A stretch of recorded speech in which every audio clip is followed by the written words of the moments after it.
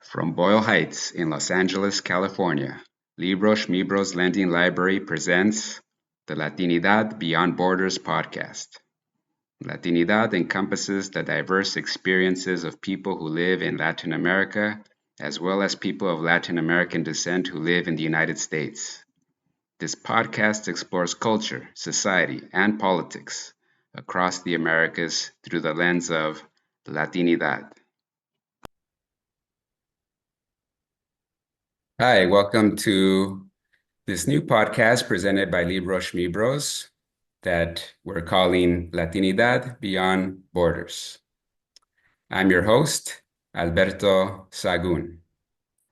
Our first guest is an associate professor at UCLA. His name is Chris Zepeda-Millán. He's associate professor in the Department of Chicana, Chicano, and Central American Studies. In 2017, he published a book called Latino Mass Mobilization, Immigration, Racialization, and Activism. In 2020, he co-authored a book called Walls, Cages, and Family Separation, Race and Immigration Policy in the Trump Era. And Chris also grew up in Boyle Heights, where Libros Schmibros is based. So why don't you share a little bit about your time growing up in Boyle Heights, Chris? Sure. Well, first off, thank you for inviting me to be part of this new podcast. Super exciting, and congratulations for getting it off the ground. So I grew up in Boyle Heights, right off of Wabash and Mott. Grew up at Wabash Park, went to Evergreen Elementary School. My mother was also born in Boyle Heights, as were all of her sisters. My grandparents were immigrants from Mexico and spent their lives as garment workers throughout Los Angeles, mostly in the downtown LA area. So I was born and raised in Boyle Heights, and I'm proud, of that history. What's you have a favorite spot in Boyle Heights growing up? Favorite spot. I mean, a lot of the taco trucks I used to go to don't exist or have changed, but I think, the tacos at Cinco Puntos are always pretty reliable there, so I love going there, which is, I guess, technically a block off of Boyle Heights. It's the neighborhood I grew up in. Family went to Roosevelt. I went to Salesian High School. Boyle Heights is home. I've traveled all over the world, taught at different places, and, I'll always miss, my neighborhood. Right, good. So let's get into what these topics that are pressing. When we're recording this, about 2 weeks since the inauguration of Donald Trump. And Trump won a majority in the popular vote. He won a significant part of the Latino vote. So back during the Obama years, conventional wisdom amongst many Democrats was that Democrats would get large majorities of the Latino vote, and that anti-immigrant rhetoric by Republicans would alienate Latino voters. But we've seen in the last 3 presidential elections, Trump gaining amongst Latino voters in 2016, 2020, now 24. The exit polls are mixed, but they seem to show he won over 40% of the vote, of the Latino vote, perhaps, and maybe a majority of Latino men in this past election. So how do you interpret those results? Yeah, I mean, I think there's definitely something going on in the Latino electorate. You're right, research and elections had continuously showed that the more anti-immigrant the Republican Party was, the more they were pushing Latinos further to the Democratic Party. And you saw that peak, I believe, with Obama getting something like over 70% of the Latino vote. Historically, though, about a third, 35 to more percent of Latinos have voted Republicans. In the 80s and 90s, there was a lot of research and debate. I think Reagan was the first one to say that Latinos are Republicans, but they just don't know it. And a lot of that had to do with what they said was our religiosity, conservative social values. But over the years, Latinos have actually become more progressive on issues like LGBT and abortion. Um, so that kind of fit with that move towards the Democratic Party, peaking with Obama, right? In fact, before that, you had this kind of the Republicans that did get, somewhat higher uh, Latino votes, like George W. Bush, tended to be pro-immigrant Republicans, right? Pro-business, pro-immigration Republicans who, wanted, that pool of cheap labor. So something's obviously going on, right? Because that research and those theories would have predicted that Trump would have got in the least amount of support, right? So amongst the Latinos. So we're still waiting to get the verified voter data. Most of what we have are exit polls, and we know they're not always accurate, especially amongst Latinos, because oftentimes exit polls are not done in Spanish, or they might oversample East Coast Latinos or Cubans, right? But estimates, like you mentioned, do range that anywhere between 37 to I think like 42% of Latinos voted for Trump, with 56 to 62% voting for Harris, right? But I think any amount of Latino votes for Trump, especially an increase of it, is surprising, given that he's arguably the most anti-Latino immigrant president in modern history. So, again, we're trying to figure it out, but there's a couple clues. When you look at, we often look at what are the main issues that drive people to the polls. For Latinos, believe it or not, it was the cost of living, they said, was the most important issues, jobs in the economy, inflation, how housing costs, healthcare, right? When you ask Latinos about their opinions on immigration, 80% of them still support legalizing undocumented immigrants. They still support women's right to choose, and do what they want with their bodies when it comes to reproductive health, right? So they're still kind of progressive on these policy issues, right? Which makes you think, okay, something else might be going on, right? So economic issues are what drove Latinos this election. But there's other things, right, that are left unexplored. For instance, I think a major underreported phenomenon in the Latino community is the level of is disinformation on social media, right? Immigrants who are still getting to know the U.S. political landscape, it's hard for them to identify what fake news is, if it's in English or, it's getting cited as English news, from what's real. There's a lot of conspiracy theories out there, and polls and studies show that Latinos have the highest level of social media consumption. They get most of their news now from like WhatsApp and YouTube, right? So I think, not really knowing well the history and the dynamics of this country, and then getting, a lot of being targeted for disinformation on social media might have something to do with what happened.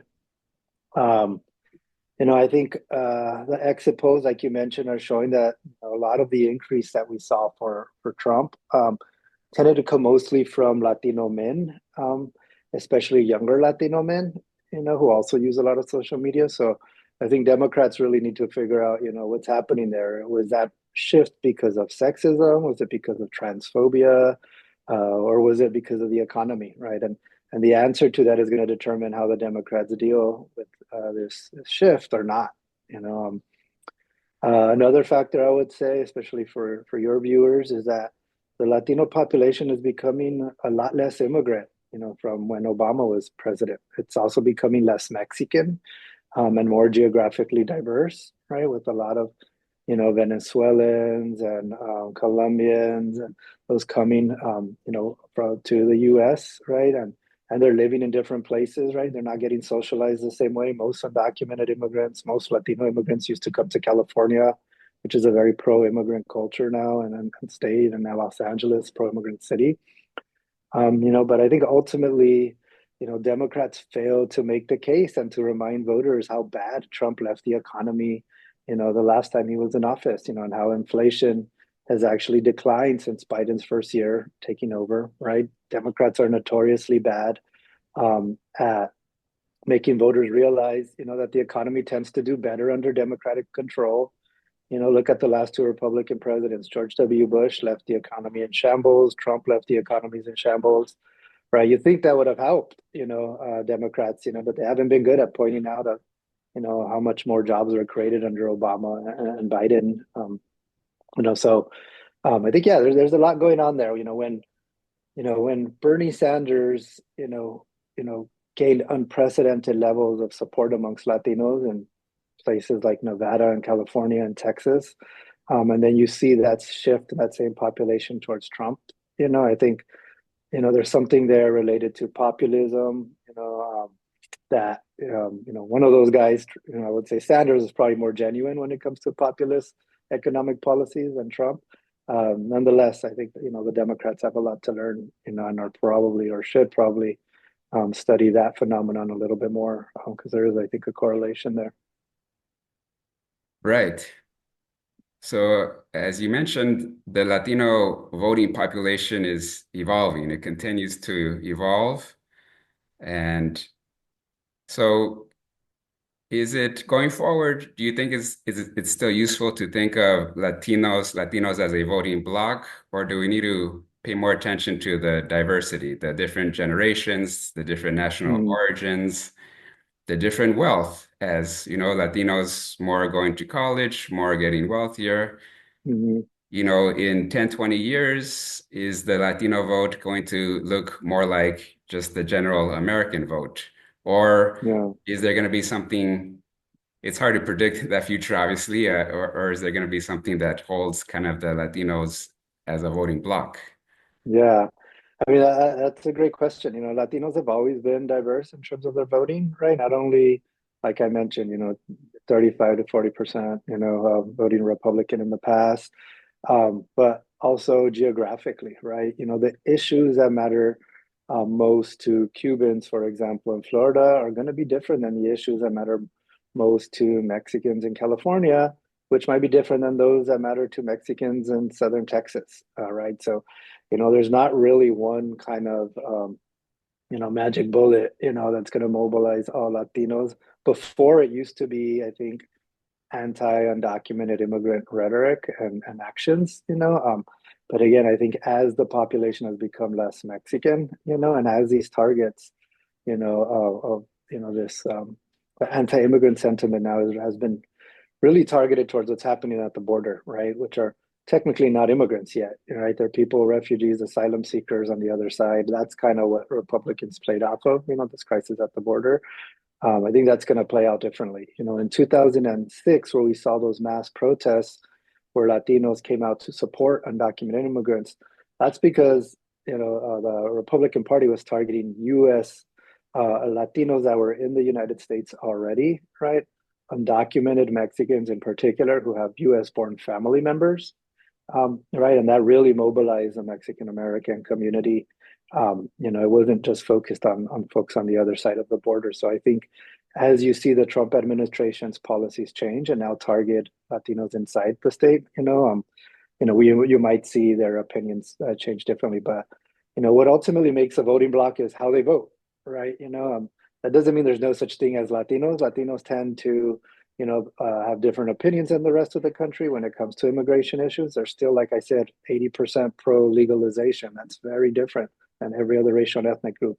They still support bilingual education disproportionately compared to other racial groups, right? The trick is who's going to win their vote, right? Who's going to convince them, that their economic and personal interest is going to be looked out for more, right? And I think Democrats have done that historically, but you're obviously seeing shifts now as the economy is becoming more and more important. Republicans have an upper hand. And that's actually the case across the country. It wasn't just Latinos. Every demographic group shifted towards Republicans this election. And in general, Republicans tend to do better on the public opinion question when you ask Americans, who do you think is better for the economy, right? For some reason, they still seem to think Republicans, even if the facts say the opposite, right? The economy tends to be better under Democrats. Right. And a claim by Trump and his type of Republicans, well, really Republicans for a while, right, is that undocumented immigrants hurt the economy, hurt the working class. So they've been vilified repeatedly. And it seems that, some Latinos have even bought into that narrative. So, Mhm. but what is the reality? What are the facts about the role undocumented workers play in the US economy? Yeah, I mean, this is where, I think the facts and history and statistics, vary widely from what many Americans think, mostly white Americans, but a growing number of Latinos, right?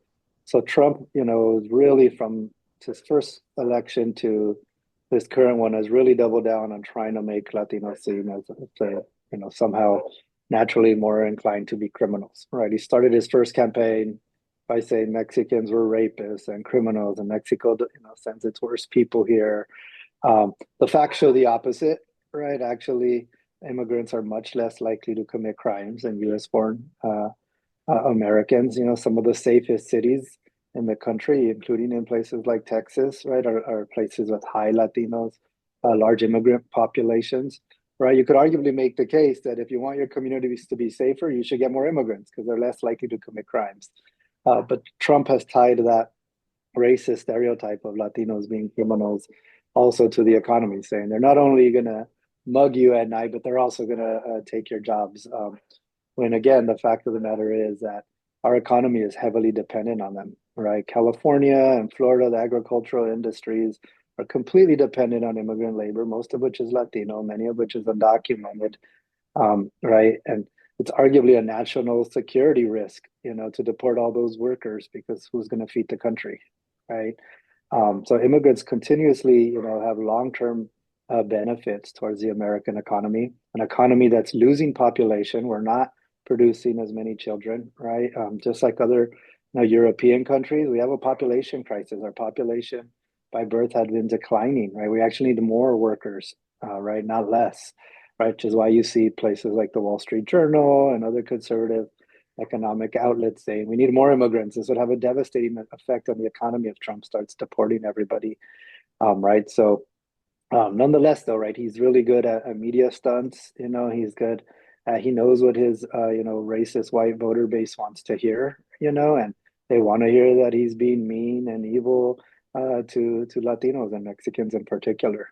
And so that's I think what a lot of this has to do with.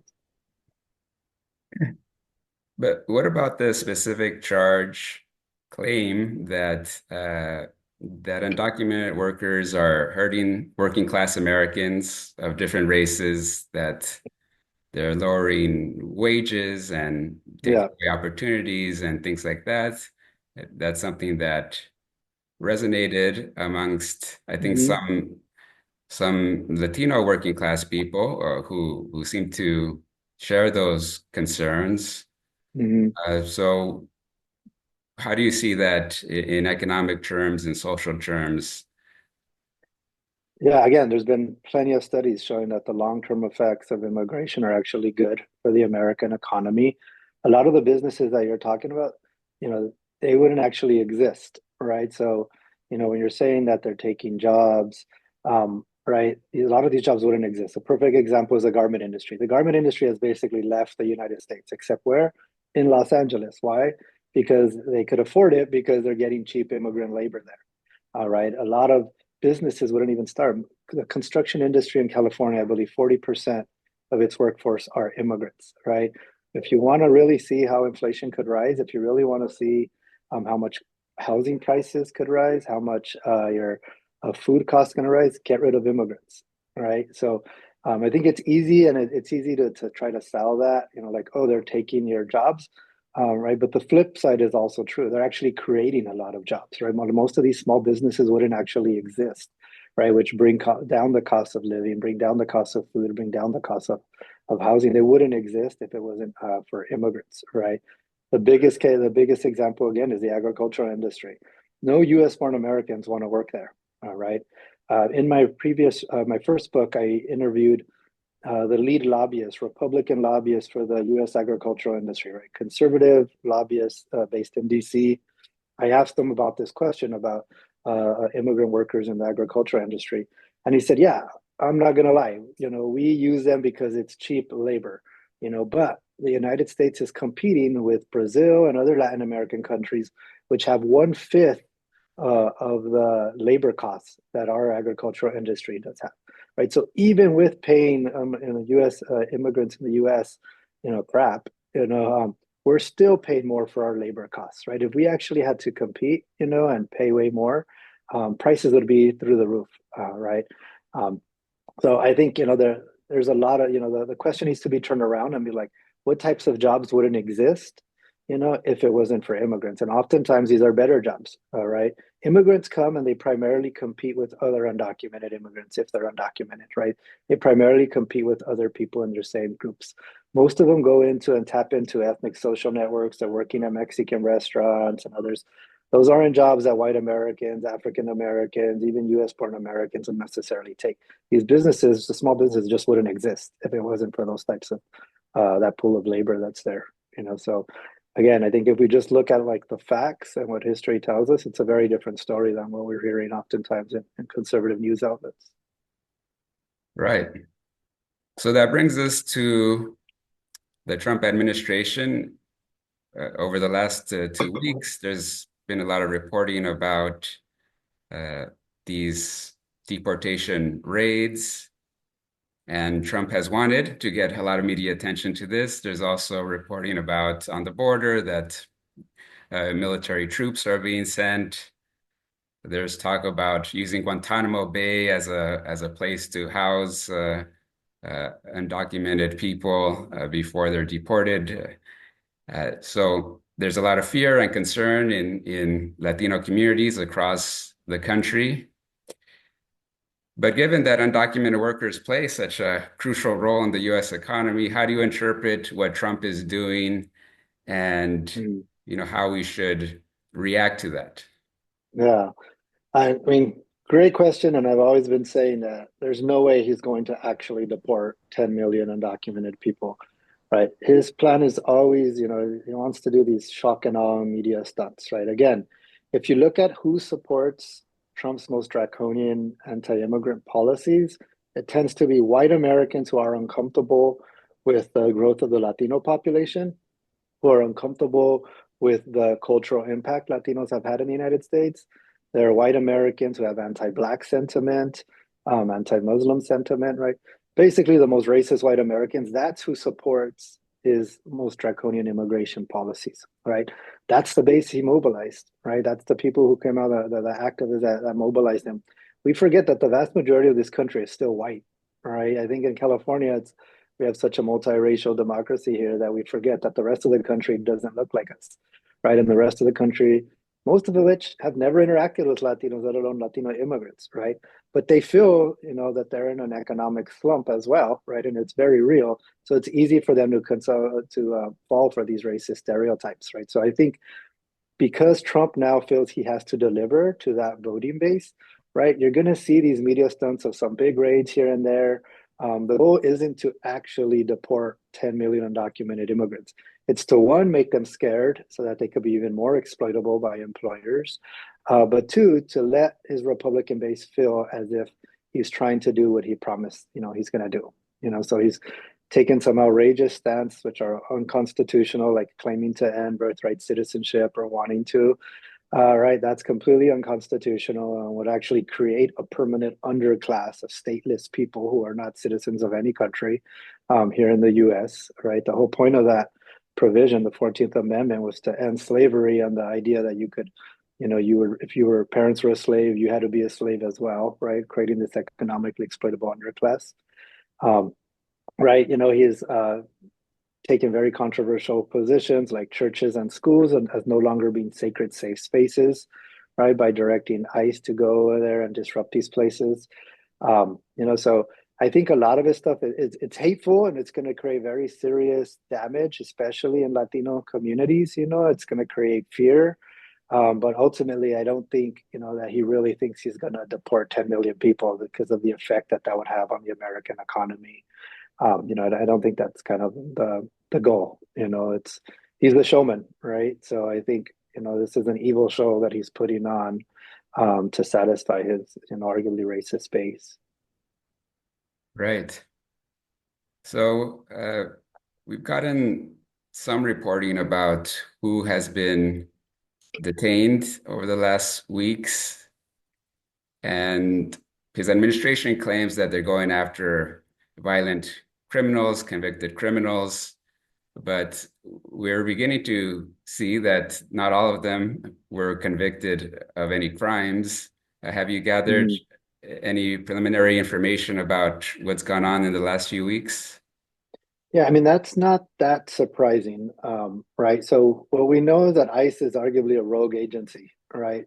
It's one thing the president could tell them like this should be your priority, but ultimately, these agents when they're, going down, when you go down the ladder of the bureaucracy to the actual agents, they kind of have their own culture and they kind of just do whatever they want, right? So, for example, and also, they're funded by Congress. The president doesn't decide that. Congress mandates and funds saying you have to do this. The president's job is to act out, what Congress demands, right? So, um, for example, under Obama, he directed the, Homeland Security there to focus on violent criminals, right? And he arguably did to some degree. Nonetheless, these people get wrapped up. What's happening now is that Trump told them, no, don't focus on just violent criminals, get everybody, right? So I think that's created a lot more fear because he's targeting anyone. He's saying, his borders are saying no one is safe. It was the term they used, right? Everyone's free game now, including dreamers, right? So, not surprisingly, we're seeing that about half of the people that are getting swept up in these raids, they're not criminals, right? The other thing is that what's considered criminals in U.S. immigration law is very different than what most of us think, right? So, if you got caught smoking a joint when you were a teenager, right, you're not a criminal for the rest of your life if you're an American citizen. In the United States, if you're an immigrant, that's a deportable offense. That makes you permanently a criminal in immigration law. We've expanded, right, and made what immigrants do. They have to have a much higher, what's a good way to put it? They have, you know, uh, it's a lot harder for them, to be able to live in the United States and to act in the types of offenses they commit are treated much more severely than American citizens, right? So when they say criminals, that could just be someone that crossed the border without authorization. That could be someone who 30 years ago, got caught jaywalking, but because they're an immigrant, that's like permanently on their record and they're deportable now. Right. So I think it's really important to see, even those, like these 50% that are not criminals, even those that are considered criminals, my guess is it's probably these very non-violent, offenses that we now consider criminal offenses for immigrants. Right. So final question or final thoughts here. We're just in the beginning of the Trump administration. And what do you think are some of the things people who care about undocumented immigrants in the United States should be doing, can be doing? Yeah, I mean, there's going to be multiple strategies and tactics. The long-term goal here is to try to, slow down sue as the Trump administration as much as possible for the next 2 years, and then that'll allow Democrats to take back either the House or the Senate during the midterm elections, which then will control funding, right? So they'll be able to stop a lot of the funding of these types of anti-immigrant crusades that Trump is doing. It's really hard to stop a deportation once it's already being processed, right? So I think a lot of community organizations are rightfully focusing on know your rights campaigns, right? So people knowing their rights, knowing that they don't have to open the door unless there's a judicial warrant, right? ICE will oftentimes manipulate people by saying they have a warrant, right? But people don't actually have to open the doors if it's an immigration warrant, right? They should ask for a judicial warrant that a judge has to sign. Getting a judge to sign a warrant takes a lot more time, right?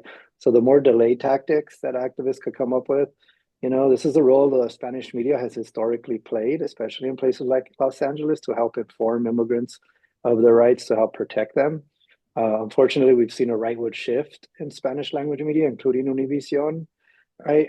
Especially, in the US, so I don't know if they're going to continue to serve that role. Um, but it would be important for them to, activists to try to get access to these radio stations, TV stations to inform the Latino community of their rights, and just try to, defend immigrants as much as possible by slowing down the Trump administration, as we're trying to do here in Los Angeles, with these new policies that City Hall is trying to pass and with these sanctuary policies, which are not getting in the way of the Trump administration in terms of disrupting them, but they're pledging not to cooperate with them, right? So that's what the state could do. Activists could try to disrupt, and slow them down in other ways as well. So I think right now the most important thing is information and knowing your rights and knowing what you do and don't have to do when you're stopped by ICE. All right, Chris, thank you for being on the show and hope to have you on again, maybe in a year to evaluate what's gone on. But thank you for being on the first episode. Thank you.